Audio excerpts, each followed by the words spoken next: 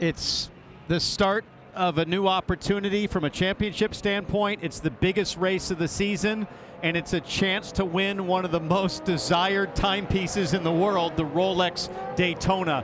But it is a long way from here to the finish line, and as a team, as a group, you have to contain your emotion, keep the big picture in mind, and make high percentage decisions at every intersection. You're seeing the full field there, and the starting drivers on the Michelin starting grid for the 64th time. This is the Rolex 24 at Daytona, and Renger van der Zande has the honor of leading this field to green. There was a little hiccup after qualifying, and a car got moved back. So the 93 Meyer Shank Acura got elevated to the pole position, and the Dutch driver's not waiting for anybody. The Rolex 24 at Daytona is underway. Sun is shining here in Florida. Let's go for a full day. Felipe Nasr pounces from the inside of that grid as well. He gets all this drama in LMP2. That's George Kurtz around. The 18 car is involved. There goes John Ferrano aboard the Tower Motorsports orange and white machine. 4 cars involved in that crash. One of the BMW GTP cars is hit. This is crazy for the opening lap of a 24-hour. The GTD Pro and GTD cars come through and have to avoid that prototype the best that they can. And there's debris everywhere, but it's offline as the McLaren gets wide there onto the dirt. Guys, 4 times out of the last 4 years, there's been a caution on the opening 2 laps, and they're trying hard to bring one out now as the Ferrari goes ripping around the outside of turn 3. This is verging on chaotic. That was crazy. 4 LMP2 cars. You saw the United Autosports one trying to get back. The Era car, top screen, top left, that's limping along. And that's with Naveen Rao behind the wheel. There you see those carbon fiber bits. Almost certainly, Calvin, I think the series is going to have to consider a yellow flag because of the chance for puncturing a tire. We talked about that big move from Nasr from the second row of the grid on the inside line. He's now gotten around our pole sitter, Renger van der Zande. He's taken Porsche to the front. You called it, Townsend. He is a man to watch here today. Look at all the debris. Top box. Caution is out, and understandably so. And it's for the debris. So just as everybody got going, they're going to ease it down, and there's going to be some cleanup needed. That was crazy. Watch this. Look to the left-hand side of your screen. Somebody's spinning early in the brake zone for turn 1. It's the 11 car, I believe, that got it wrong there in the brake zone. Remember, these Michelin tires not completely up to temperature just yet, and that just creates chaos through the mid-park of the LMP2 field. Prototype starts together, then the split field with GTs coming a little bit later, Lee. Toby Lutke spun by himself, and then he tagged Naveen Rao. Watch this. George Kurtz's view. Yeah, just an innocent bystander, really. George may not have even seen that. That's incident number 1. This is incident number 2 involving one of the BMW GTP cars. He gets turned there. Oh, no, that was dropped a wheel. Back. Yeah, he dropped a wheel, I think, coming through turn 2 there. And again, tires aren't completely up to temperature. Townsend told you right at the top of the show why you should watch for Felipe Nasr. He's had an illustrious career, and he's not done yet. And we go back to racing here in Daytona. Let's see if we can get some racing rhythm going. Not even a full lap completed under green. Now we go with the cars spread out a little bit more. And watch for the 6 of Kevin Estre. Makes that outside move from 4th to 3rd. Yeah, that was beautiful there. He's one of those drivers who can really drive these cars on the limit. He's willing to take a little bit of risk when the tires aren't completely into their sweet spot, Townsend. Followed Kevin Estre my first time in motorsport, the great track up in Canada.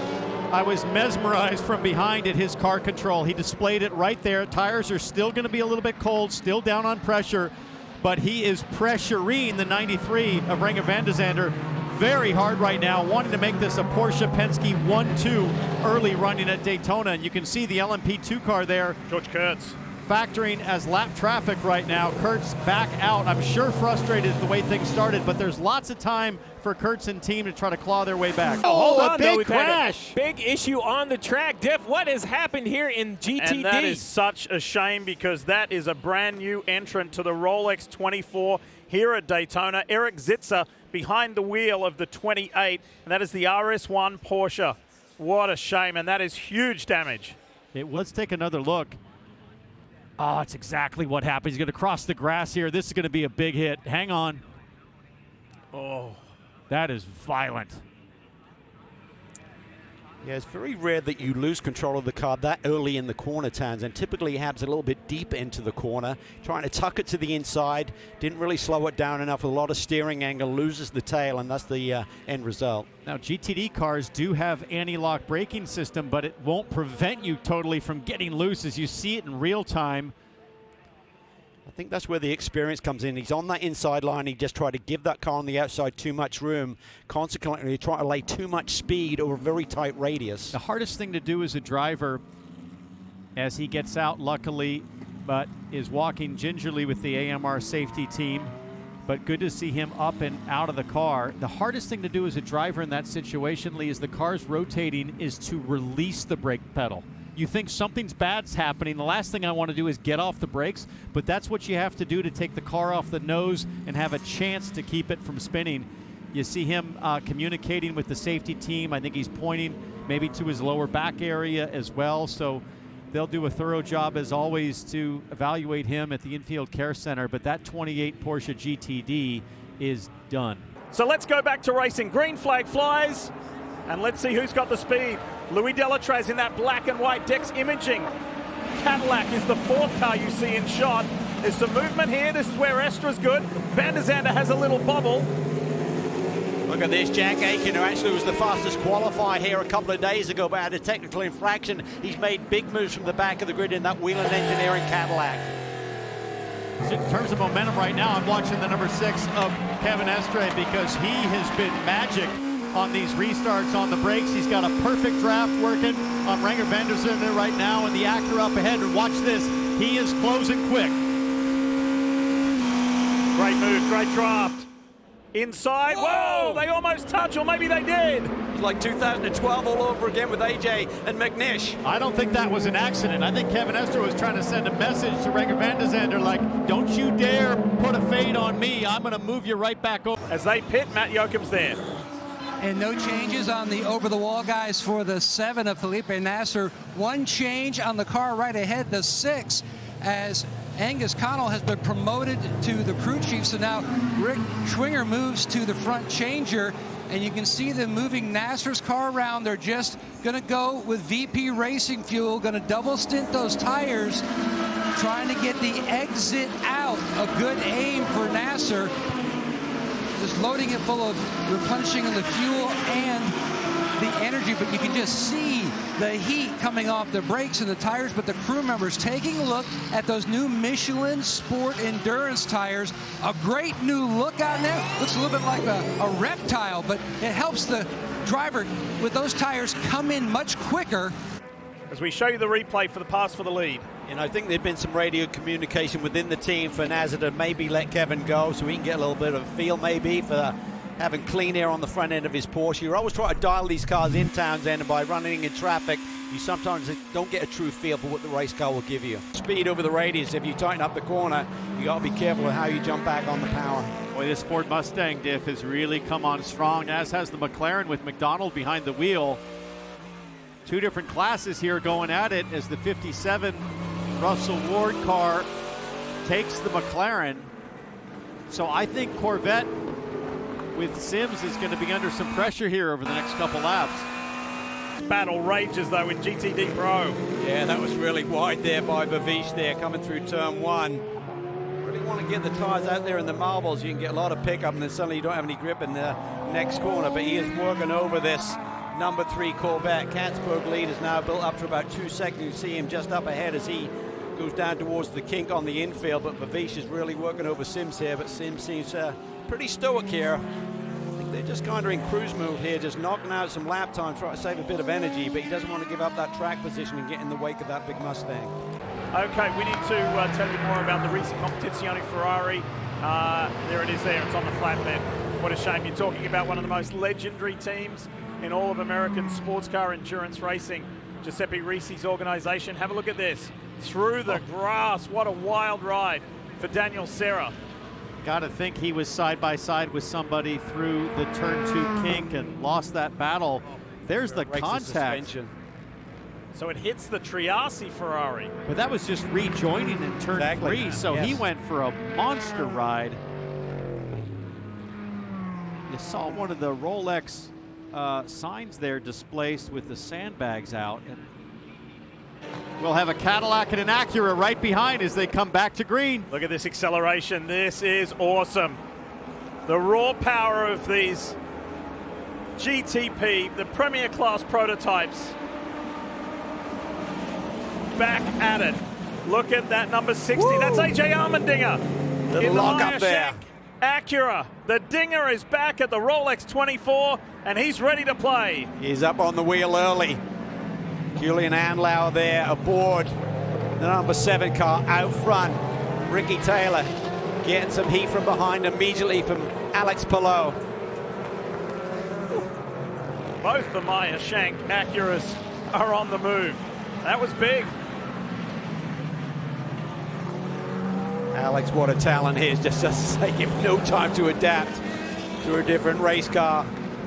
But you think about these conditions right here, cold tires, restart, totally favors Alex Palou and his precision. On the top side, you'll see the 04 CrowdStrike car once again with issues. George Kurtz still behind the wheel. Remember, he got hit from behind in the first corner on the first lap. I don't know how he got off here in turn 5, but it has been a tough day. They still ride a lap down from the field, and now he's at the back. And we'll take a look and see how this happened. Turn 5, we're at the exit looking back, and Loser by himself there under braking. As you said, relatively cold tires, and just gets caught out a little bit. On board with him here. Charges in, saw the field stacking up in front of him, probably just gave it a little bit more brake pressure. Your nose dives down a little bit just as you're turning at the same time. Yep. While we watch these guys go at it, updating you more in GTD Pro. Penalty handed down to the 75. That is the Sun Energy 75 Express for failure to adhere to stint energy requirements. Another update in GTD Pro. We go to Chris Wilder and talk about Ray Hall, Letterman Lanigan. Yeah, Lee, and unfortunately, you do not want to be back in the paddock this early in the race, and that's where this 59 McLaren is sitting right now. Just checked in with the team. They've got a bunch of crews with computers hooked up to it. As you look at the onboard shot, top of your screen, they're trying to diagnose a power issue. That's all they were able to really divulge to me, so they're still trying to look into possibly what the issue is. Oh, and a big problem on the racetrack. A huge impact. The entire right rear gone. The 120. So LMP2 with Dylan Murray behind the wheel of that Oreca, and then the number 120, the Wright Motorsports Porsche from GTD. Driver's perspective, to know that that safety team is there, how special is that? Oh, it is. It's big, but we're just seeing the replay here, and we're not quite seeing all the shots. 83, I think, has spun and collected by the 120 in all the smoke, and that's huge. The 83 maybe just come out of the pits. Not sure on if it has, but you know that. Through that kink, he's caught a lot of people out today, turn 4, and it's something that really looks sketchy today. And right now, Earl Bamber behind the wheel of the 31 Cadillac Whelen Engineering GTP. He brings us to the line, racing again at Daytona. Alex Palou, IndyCar champion, just behind. That's going to be super interesting how this restart goes. 2 Corvettes also coming down into turn 1, side by side. And Palou wasting no time. If you think that guys like Alex Palou, Scott Dixon are here to just drive around, you can see it on that restart. Palou kind of probing to the outside. Around, and you're trying to not run offline too much, getting that pickup on the tires, or if you have, you've got to clean it up. Fast still trying to go around the outside here and come back at the 77. And then there's the Shopify P2 car going up the inside of the two of them, and the whole time you're just trying to breathe and give everybody room and then get back to fighting the guy that you're fighting. It really is amazing stuff here at Daytona. Oh, you see right there the straight line speed and the draft at the 9 right to the rear of the 77. I think some of the challenges, you just don't know when the yellows are going to stop. And, a position conceded here or a 1/10 of a second conceded here can instantly stretch out to 5, 6, 7, 8 seconds over the course of a few hours, right? It just grows over time. So I think these people are being aggressive as they think it may get a little bit longer run. Harry King is one of the up-and-coming talents here with Porsche. He's new on the squad at AO this year, but he cutting his teeth in numerous different championships. He's done a fine job in the Age Le Mans series. I was watching him very closely there last year, and he's here racing against Caldarelli, who is extremely experienced in the FAF.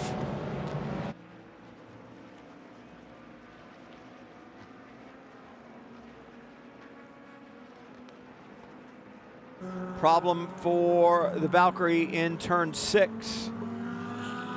No fire from that V12 power plant in the back. In fact, all the lights are out. So see one perhaps shining down on the number panel there, but yeah, cycling the power. It's the classic sort of all the way off, all the way back on again, and he's going to see if he can cycle it and get it going.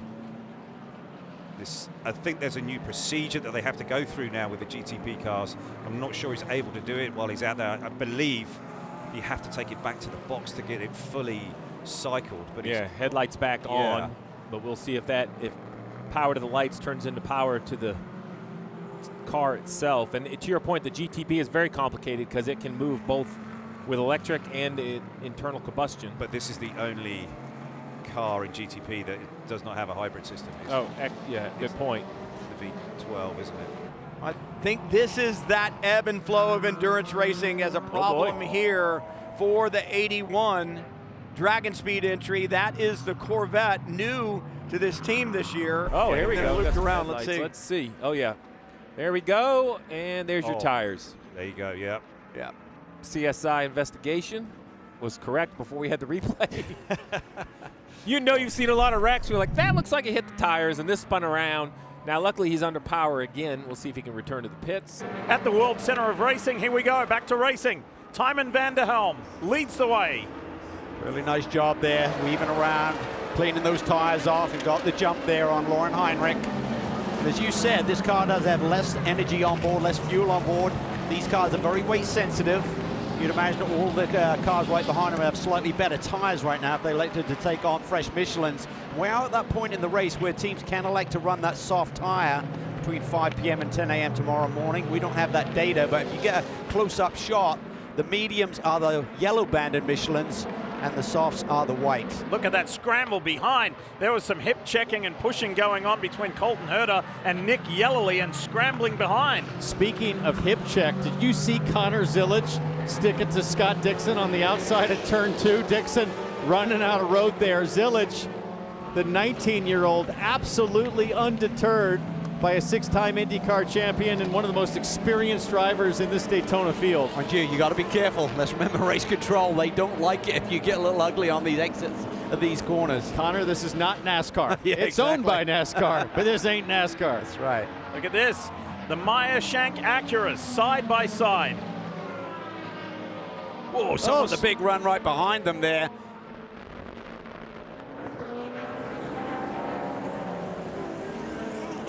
What's that with the momentum? That's not the car, that's still the 60 of Scott Dixon. Who had that blinding run up the inside? Was it one of the BMWs? It was Rafael Marciello in the 25. Yeah, he had a monster run there, probably picked up a double draft and really made a big power move there. Side by side here, down the front stretch into the brake zone. Nick Yellerly hangs on in the 93, then Marciello, then Scott Dixon, then Colton Herter in the 40. The Dex Imaging. Let's go for a ride with Connor Zillage. Have a listen. Visually just measure the gap as he pulls off and lays the power down.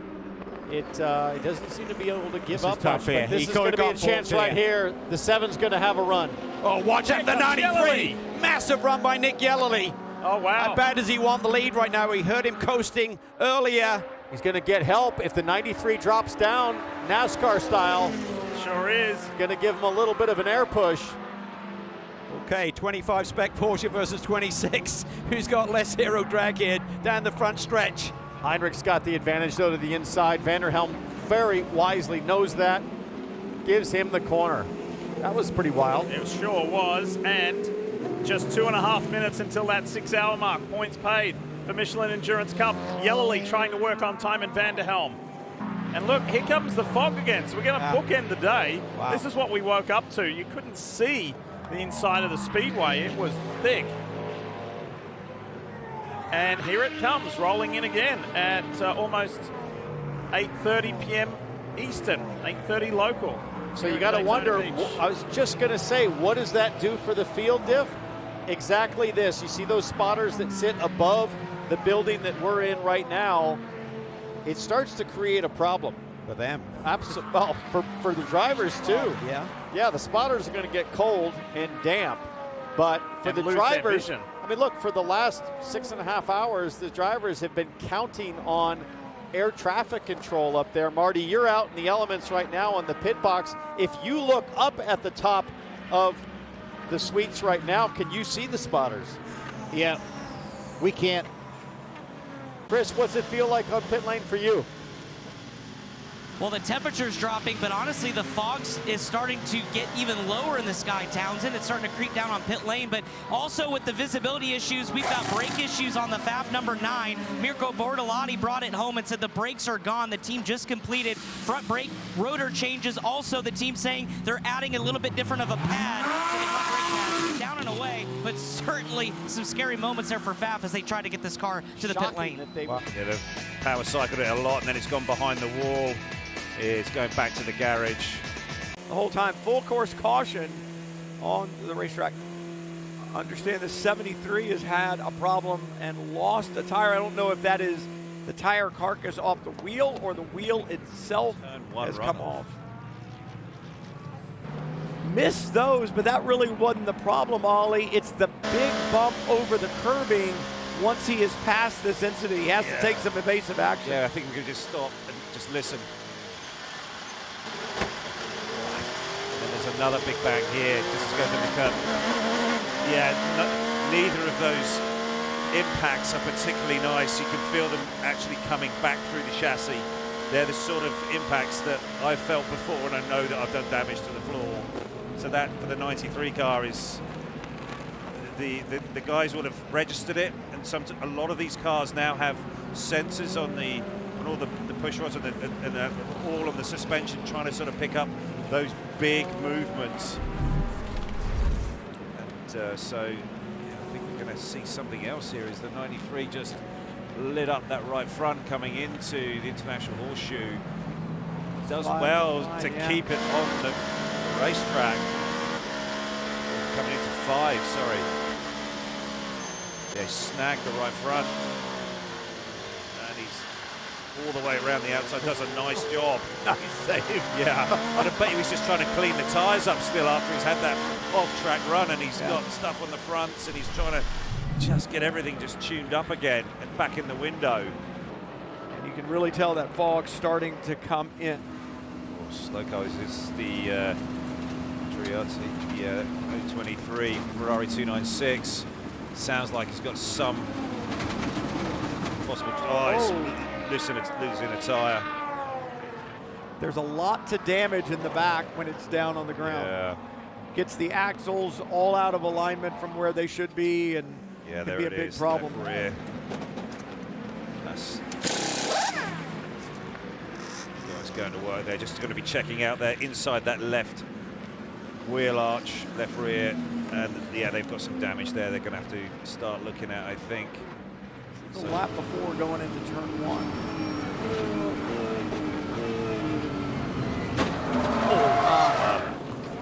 That could be where that cut down tire came from. That's the reason why he's got. Not sure who made that contact, but about to go back to green. And a little secret for you, talking with your hands on television doesn't do anybody at home any good because they can't see what you're talking about.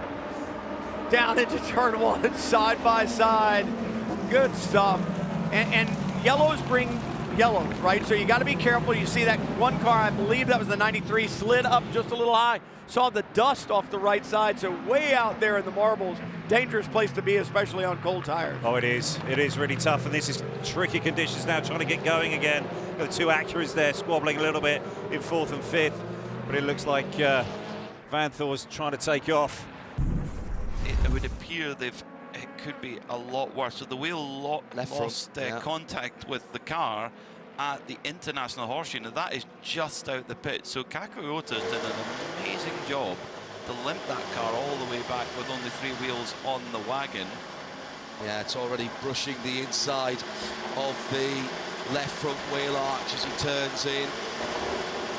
Oh dear, scraping the ground, and you've got to wonder what damage that's done to the undertray. These cars are very, very sensitive to the bodywork on the floor and managing to get it back, and he's now back up to speed, so he must feel the car's okay, Peter. Must feel that way, but we'll have to keep a close watch on the lap time, because you're absolutely right, John. The floor of these cars is so important to their aerodynamic package.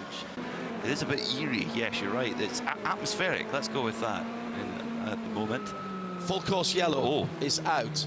Full course yellow is out. Now, and this is due to visibility. Wow, okay, so having said that, I didn't think it was going to be an issue, to our correspondent in Spain there, we now do indeed have a full course yellow for visibility. I can only imagine this is because the spotters can't see from up on the top, because at ground level it does seem to be able to see post to post. Do you know, if I was just sitting here looking out the window, I cannot tell you where the safety car is, because even with its flashing light bar, I cannot see where it is. Here it comes onto the front straight now. I only saw that as it got partway down into the tri-oval. Here are the leaders, some of the leaders coming in. It's Logan Heinrich, and he's down with Arjuna. In the pit lane again for the number 6 Porsche Penske 963. Duncan is down there. This is another long stop. The nose is being changed, but they're having a look under that. They are going to drop off the lead lap here, Duncan. Why have we not gone to a red flag? That's dead squirrel. We mentioned this earlier, but I accept people are coming back to it. 2 reasons. Endurance racing, the cars should keep moving, is one. And also, if we red flag this, it completely and utterly messes up the drive times. Now, there's a formula for that within the IMSA sporting regulations, but right now, IMSA believes that it's still the right thing to be running around. It's not so dangerous that under these speeds, it's difficult to see. Yeah, we're not going very quickly, but that means it's not dangerous. It's not as if it was wet and people were understeering off, even at safety car speed. So they'll keep it running so that they don't mess up everybody's drive time calculations. And by the way, in this last pit stop when Nick was getting in, I was watching this and wondering, is there any kind of a concern? No, these are just the options that you have available when you're having caution pit stops. You're not really worried about things right now. Let's just take off the splitter, check it, make sure everything is okay. If it's not, this is the time to make those kind of changes. All okay, we'll put it right back on there. The boredom of having just to circulate and stay awake and stay alert is over. Full attention, full focus now. And on this young man who made his name in GTD Pro racing, Logan Heinrich, racing at the Rolex 24 in the top class for the first time. We see green after 6.5 hours under caution. Let's go. Let's get back to racing at the Rolex 24. Team WRT, they're on top of that strategy. They've got 2 of their cars there running in the top 3 behind the leader, Logan Heinrich. Look at the top box. Look how keen the GTD traffic is to get back to racing and scrap it out. Right, who's going to employ the best temperament here? Who's too impatient? Or who's going to execute some phenomenal moves? The 75 Express Sun Energy car. Look down low on the apron.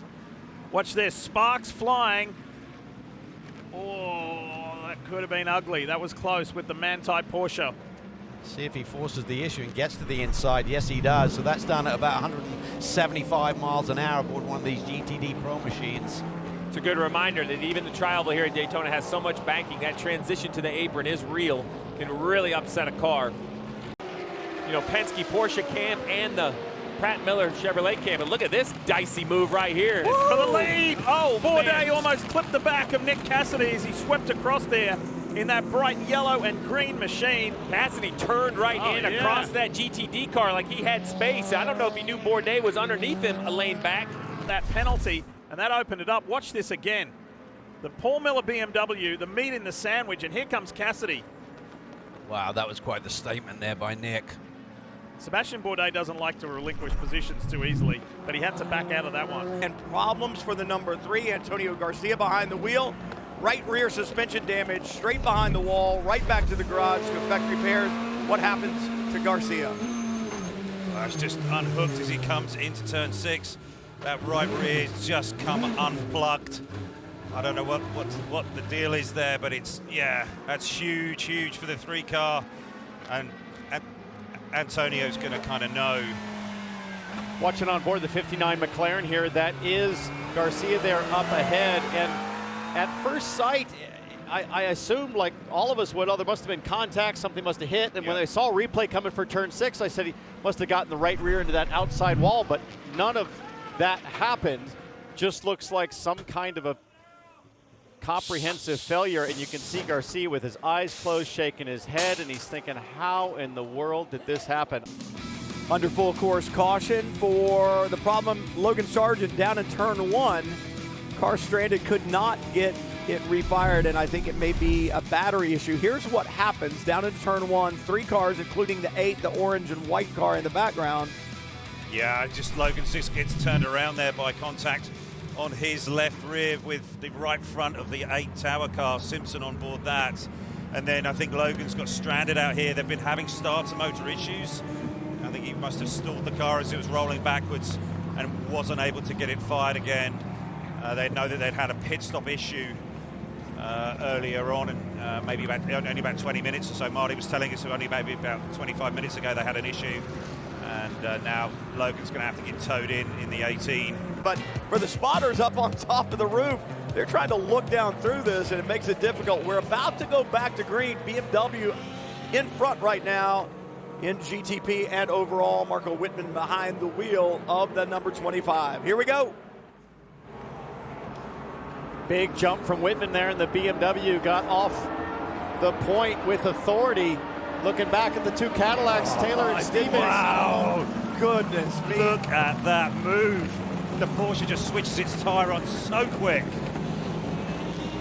That was absolutely amazing, and it is not done yet. Both the 6 and the 7 charging forward at the drop of the green. 7 with the position. Are they all on the same compound tire? It's like the Porsche is just on the soft and everyone else is on the medium, but it just like light switch on.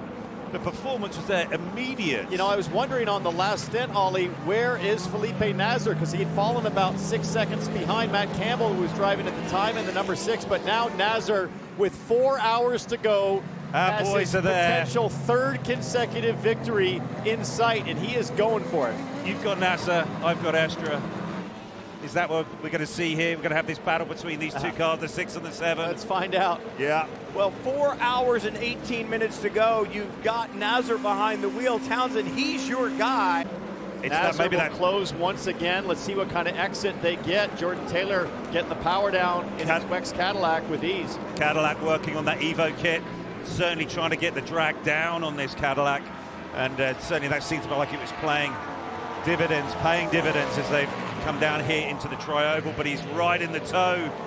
Nasr's looking for a way left and then right, around the outside, over the stripe, and on the brakes now into turn 1, gets it done. And that was the answer. Where did he get in front of the 40? He got there before the line. So you file that away and put it in your memory banks of, hey, if this is a last lap shootout, I've got that run, and I know I can just get in front at the line. Now it's Esther's turn to try to figure out how to get by. This is exactly where Nasr tried to make a move on the previous lap, working the outside, going to the kink. But Ollie, as you know, that is high risk, massive low reward risk situation with 4 hours still left in the race. Yeah, nice power there from the Cadillac V8 coming off of turn 3.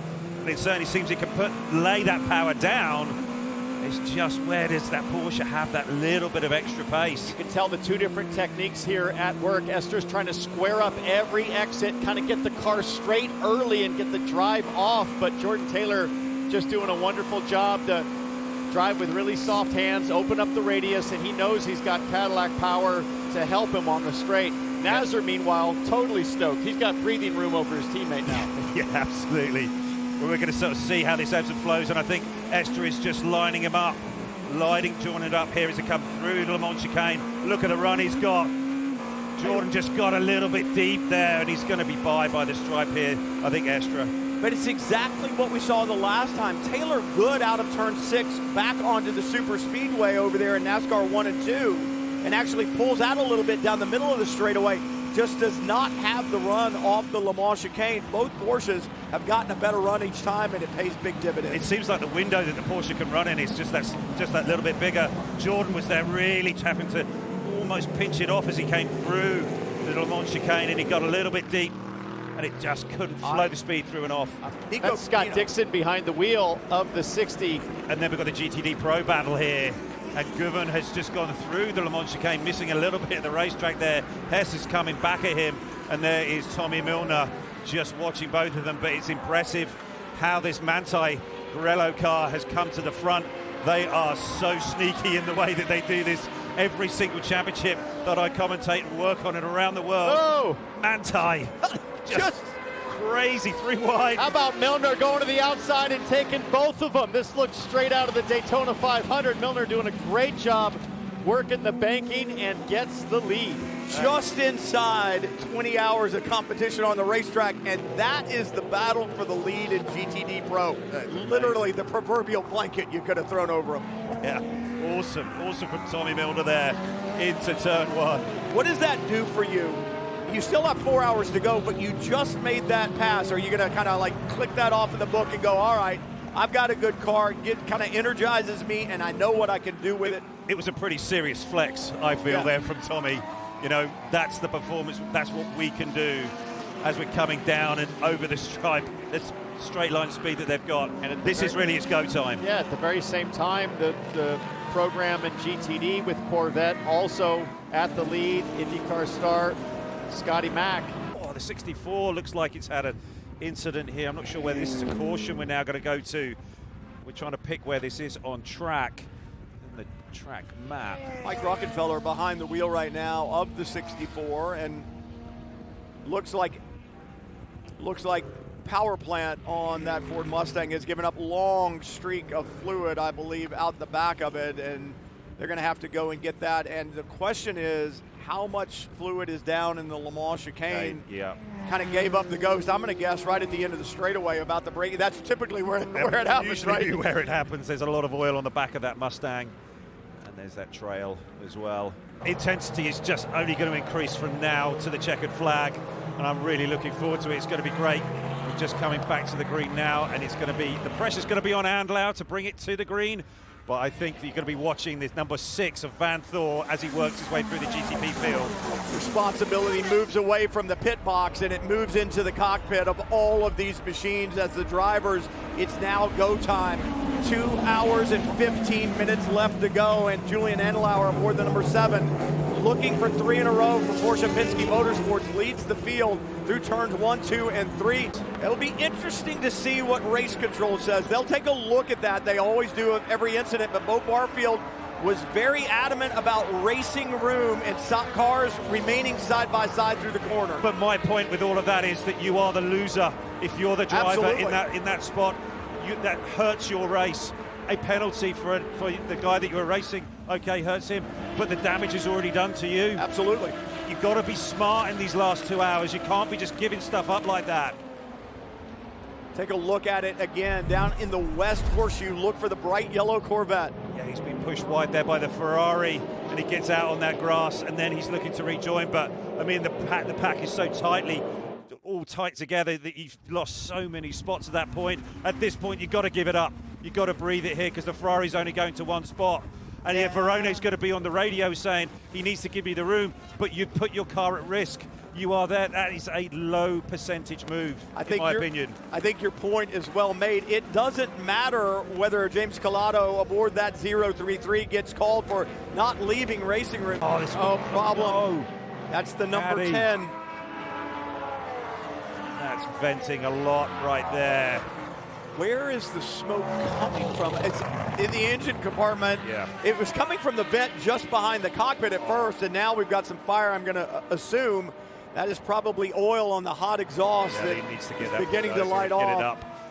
You could see that Ricky got out of the car. He did ask if he could go into emergency gear mode, and they told him just to hit the pits and get out as quickly as he could. You can see all the fire retardant material, the smoke all over the place here as they're going to look things over on the 10. One of the biggest challenges of the fog. Wow, Jack Aitken had to make 2 split-second decisions there. This way, that way, no. Let's hit the brakes. High speed, that could have been a nightmare. 205 miles an hour. That was a heart-stopping moment. Unique nerves of steel. Aitken is out of rhythm right now. He's lost a lot of ground. Got pushed off in the dirt there a little bit. Maybe marbles on his tires. That rubber buildup that you get on the edge of the racing line. If you run offline a little bit, you're going to pick that up or create a snowball with that tire. He's got to regroup here. So, just like in NASCAR, here at the World Center of Racing in the Rolex 24, the drivers heavily rely on spotters when things are as close as they are. And at the spotter stand is where we find Chris Wilner. Hey, Lee, certainly everybody up top here, about 140 feet up high above the start-finish line, certainly got their attention after that amazing interclass battle between GTP and GT machinery up here. But you're right, the spotters have been put to the test here this week, probably more so than they have in recent Rolex 24s. When you look at the view that we have, 140 feet above the start-finish line, crystal clear on this Saturday afternoon as we sit just about an hour to go. The same couldn't have been said a handful of hours ago. We talked about the fog. A lot of these spotters had told me they had to leave their drivers out on an island, said, we can't do anything for you. Basically, from the International Horseshoe on, the dense fog rolling in just made things ultra difficult for these spotters. A lot of them now running on very little sleep, some of them even employing an assistant spotter to look ahead for traffic and any obstructions on the road ahead. And we just showed you that replay of the Turner Motorsport BMW making contact with the 13. It has received a drive-through penalty for that incident and also improper refueling a tire from one of the crew people. So that's a tough blow, a double blow for Turner Motorsport. That's 2 drive-throughs. You when can't they just were in do one. contention. Wow, that is huge. It could hurt. This could hurt big time. Remember, 12.7 seconds. Aitken's going to have a run here if he times it. Look at that. That's what it was when he came out, 12.7 seconds. It's now 1.7 seconds, if that. And Felipe Nasr will not be fully pressured up on those front tires, especially when it comes to the brake zone. So watch the gap between both red cars here. It should close dramatically in this next brake zone. Porsche versus Cadillac power. Jack Aitken is reeling Felipe Nasr in. This is for the overall lead and the overall win. Look at the difference there. Just eats him up like a Pac-Man into that brake zone for turn 1. That's the advantage he has with the undercut, as we call it. Coming in that lap early, he's got 1 lap more tire temperature in those Michelin tires. Does he try and pounce now? Oh, Nasr will be all over the headlight flashers for those slower GTD cars ahead, saying, get out of my way. I'm the overall leader. I'm going for 3 in a row. The British driver chasing the Brazilian. Well, Aitken's going for his own 3 in a row because he won the last 2 races of last season. Rolls the outside of the corner. Really good grip. Fresh Michelin tires on board all of these lead runners now. Single stinting through these final hours since the fog lifted here this morning. Max attack, putting it all on the line. We've seen historically drivers will do anything. Drivers have told me this week that winning this race is more important than his championship. 33 countries represented in this year's Rolex 24, and you've got Brazil's Felipe Nasr leading the way. Englishman Alex Quinn leading LMP2. Englishman Seb Prio leading the way in the 65, and American Aaron Tielitz leading in GTD for the Vassar Sullivan Lexus Group. 4 different classes racing on track at the one time. Each will be regarded as a winner. Only 1 overall winner, and that's Felipe Nasr. That's what he's got his sights on, and in just 34.5 minutes time, it could be a reality. It's the opportunity. We talked about putting it all on the line, how the intensity ramps up the drama during the final hour here at the Rolex 24. I'm not the only one to observe this, as Aitken thinks about an inside move. He locks up a rear. Ever since Earl Bamber has joined this team, he has brought the best out in Jack Aitken. Aitken has taken it up a notch or 2, and he is driving the best he's driven in his career. This could be the biggest accomplishment of his career. Nasr needs to hit his marks these next few corners. No GT traffic. There you see Nazar clawing all over the apex curve of turn 5. You want to try to earn that gap back before you have to deal with the mixed fortunes of traffic. You just can't plan if you're going to be lucky, unlucky with the slower cars. You just have to deal with the cards you're dealt, as Nazar does just that. Opens up maybe about a second now over Aiken. So clearly, if Aiken gets a chance, it's pouncing in traffic. That's what he's going to have to wait for, just like he did on the last lap. Know that if you let Nazar get back into his rhythm, he's going to be tough to beat. More traffic up ahead. Just right timing here. this similar to the last time. Doesn't seem like that's balking. Nazar's just timing it nicely, or getting the luck of the draw there in terms of where those GT cars are. And it doesn't seem to be stymieing him too much on his run out of that Le Mans chicane. But here comes Aiken once again. Porsche. The cut and paste from the previous lap, Lee. Porsche versus Cadillac. This is it. We've talked the last 23 and a half hours about how strong the Porsche Penske tire degradation performance is. And I think that's what we're seeing here. Aiken is just struggling. Remember, it's hotter than it's been at any point over the last couple of weeks out there. And I think Aiken just can't get the power down with his Cadillac like Nazar can up ahead. 4 GT cars up ahead. They may encounter before they even get to the oval. The dominant car of the race.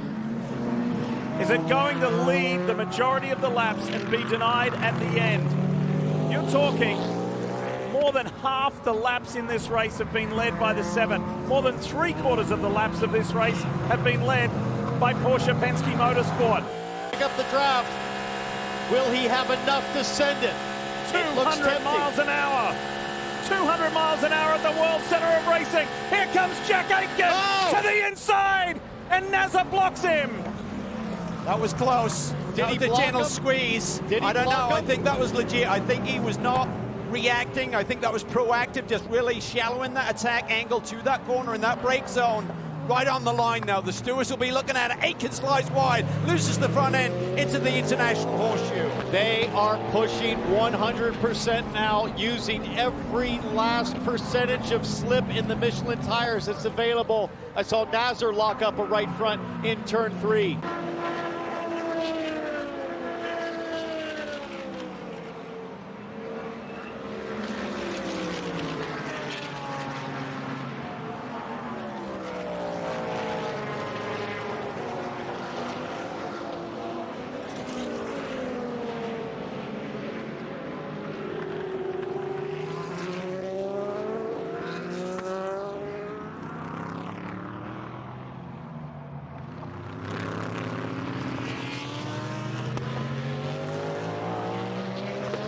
Look at the battle up here. Nicky team is not giving up. Argy-bargy through turn 1 between the 2 GTD leaders. Bottom of the screen. Bumping that 57 Winwood Mercedes AMG, trying to rattle Philip Ellis. 11 3/4 minutes left. Could we have a finish like we saw in 22, Lee, between the GTD Pro battle for the lead? Yes. Yeah, Nicky will throw it all in. He looks like a mad scientist, but boy, he's got mad skills behind the wheel. There's only 3.3 seconds in GTD Pro between Dan Harper and Mauro Engel, the BMW versus the Mercedes, and that gap's come down from 4.5 seconds. So Mauro Engel is still giving Sun Energy 1, Kenny Habul, Chaz Mostert, and Will Power a chance of winning the Rolex 24 in class. How lucky do you get in the flow of traffic? And do you make a mistake and push at the wrong time with those slower class cars? A lot to play out still with 10.5 minutes to go. Nicky team, here comes the Aston Martin versus the Mercedes. Team goes on the high side for Magnus Racing. They hit! They get sideways. What a catch from Philip Ellis in the Mercedes. He's still there. He's going to try and hang on to it. He releases the brake, dives it back down to the apex, maintains the lead. Was there any damage? Was there a cut sidewall on those tires in that moment? You talk about a drift and a catch. Going to be tight. Oh, threading the needle. Woo! When you're feeling it, you feel it. And Felipe Nazar's feeling it. He's got 1.5 seconds over Jack Aitken at the moment. And you know, in those magical moments, you have those athletes who step up to the plate. They are big moment athletes. Well, Felipe Nasr is one of those. Not only for this, as we enjoy it, and this is his former Porsche Penske teammate, Dane Cameron, who does a very kind thing, which is moving high at a critical moment. This could have been a game ender for Nasr. That was huge. They won. Top box, overall lead, and for overall victory. The top two, Felipe Nasr, Jack Aitken, weaving their way through GT traffic. Oh, Aitken got hung up there a little bit. Nasr just seems to have the magic. He just seems to get the magic moves in traffic, the timing. I used to race against a guy called Ayrton Senna. I watched him do it. I was like, how does he catch the traffic like that? I couldn't believe it. But how crazy seems to open up for him. How crazy is it that if Nasr wins, he'll be only the third driver in history to win 3 in a row. The last guy to do it, another magic man, Helio Castroneves. What do Senna, Castroneves, and Nasr have in common? Brazilian. The Brazilian juice. There's something going on down there that gives these guys the chance to walk on water. Here comes Nicky Team in the draft, punching a hole in the air. Is that Mercedes along the super speedway, along the stretch? Here comes Nicky Team for a run. Goes around the outside. It's going to be the long way round, and Philip Ellis makes it difficult for him. Meanwhile, top box, Felipe Nasr is coming to the white flag with less than a minute to go. Watch Team here on the lower half. This is a corner that he has a handling advantage. Goes to the outside. He might try to cross up here. He does just that. I think turn 5, turn 6 is where he's got to get his elbows out. That's coming up after this high-speed kink. As he exits the Le Mans chicane for the final time, Felipe Nasr knows this feeling. He knows what to do, and he has been the team leader. No matter who his teammates are, Felipe Nasr knows what to do, and he's going to do it in an anniversary year for the captain, Roger Penske. Felipe Nasr and Porsche Penske Motorsport victorious at the Rolex 24. 3 in a row, yes indeed. Incredible. What a drive. See the emotion in his eyes immediately.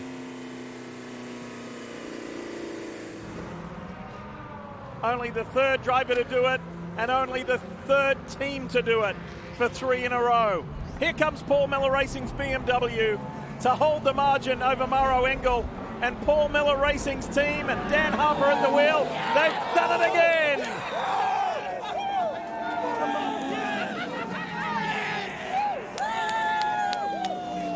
From a qualifying penalty to victory at the Rolex 24. And speaking of threes, Winwood Racing and their Mercedes power are going to do it again as well. This championship-winning team begin their quest for a third title with a third Rolex 24 at Daytona victory. Philip Ellis steers them home. That was a special drive, but hats off to Nicky Team. He rode him clean there. Incredible stuff. And in LMP2, finally for George Kurtz, the man behind CrowdStrike doesn't have to watch somebody else win, because Alex Quinn is going to steer his team to victory at the World Center of Racing. And that is one heck of a comeback for a car that was hit and I thought might be out of this race on the first lap in the first corner. Incredible. Incredible story. What a race. What a 24-hour. What a dream that's come to reality. 3 in a row, Felipe. 3 in a row. It's just, I don't know, the emotions, you know, it's just a very special day. I dream of that, you know. I knew we had a great car. I knew we had a great team.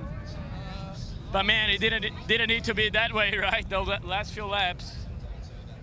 I'm still trying to catch a breath, but we had the energy to do it, you know. We were there to do it, and I'm very proud of the whole team. For Porsche Penske, for Car 7, 3 in a row. I think now we can be, you can be smiling now for a couple of days. Those guys did a phenomenal job, you know.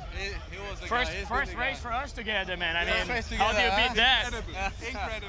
You met in a mall parking lot secretly trying to get this job. Can you imagine how it's all come together and how you've driven into victory lane in the history books and what you've done over the past couple of years? Like I said, it takes hard work. It takes a lot of dedication and just believing, trusting the process. We were steady all weekend with the boys. I just told them, let's just bring the car, lap by lap, stint by stint. Those guys did phenomenal, and for me, it's such an honor to be here today. It will be a day that I'll ever forget. I will never forget. Never forget for sure. You talk about history, Chris Rilner. 3 in a row. Only the third driver to win 3 Rolex 24s overall. 3 straight. Unbelievable. He's in tears.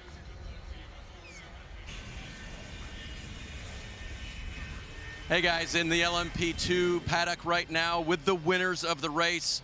Alex Quinn, you brought it home for this man who's been trying for so long to get that Rolex watch. Not that he couldn't buy one, but win one here. How was that? Tough. You can probably tell I'm completely knackered, but just so thankful to the team because the car was quick enough, and once we got out front, it was just managing it the whole time, and so good. I'm so happy. When you had to stop for a splash, any concern? Not any concern, but obviously that's where it could go up in the air with shorter pit stops, but team handled it perfectly and made my life quite easy, to be honest. CrowdStrike Racing winners, George Kurtz and team in victory lane for LMP2, Kevin. And we had one of the races that we've ever seen in the GTD class, and Philip Ellis brings home the Winwood Mercedes. How did you not crash holding off Nicky Team? Oh, I have no idea. I actually don't know. I thought we were both about to crash on the oval. It was super dicey. I think it was no intent by both of us. I think we just tried to side draft each other.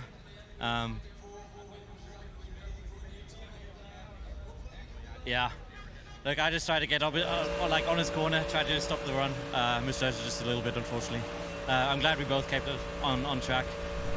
Just super unfortunate that we did touch. And I'm speechless. I started sobbing like a little child on the in-lap. I'm still lost for words. I'm just so grateful for the teammates as well. I'm sure they'll be here soon. Hopefully bring a cold beer, because that was quite something. It's something about that team. That's 3 wins now here in the Rolex 24 for the Winwood Mercedes group. Matt. And Felipe Nasr and Roger Penske having special words, a hug, and what a way to start the 60th year of Roger Penske as a car owner. You always pick so many special people. Doesn't matter what their roles are.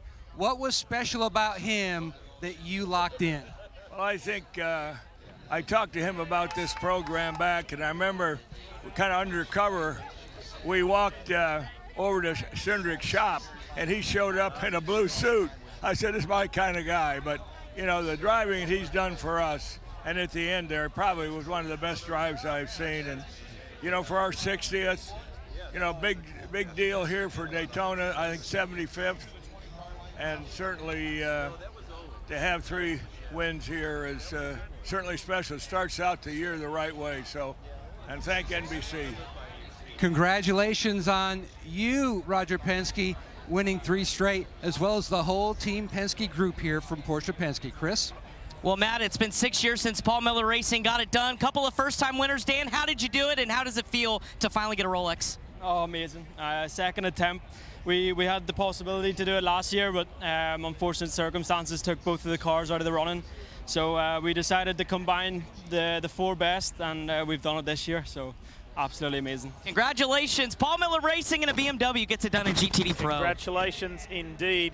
Of course, being the Super Bowl of sports car racing to kick the year off, not finish the year, we start by accumulating points. By the way, there is a championship. As we said, everyone's all in and try to win that Rolex. There you see it, early 40-point lead, but forget about that. They won the race. They won the big one. They got the Rolex. Rolling through the points, highlighting the drivers and teams who kicked off this IMSA WeatherTech season the best possible way. We'll be back with Victory Lane.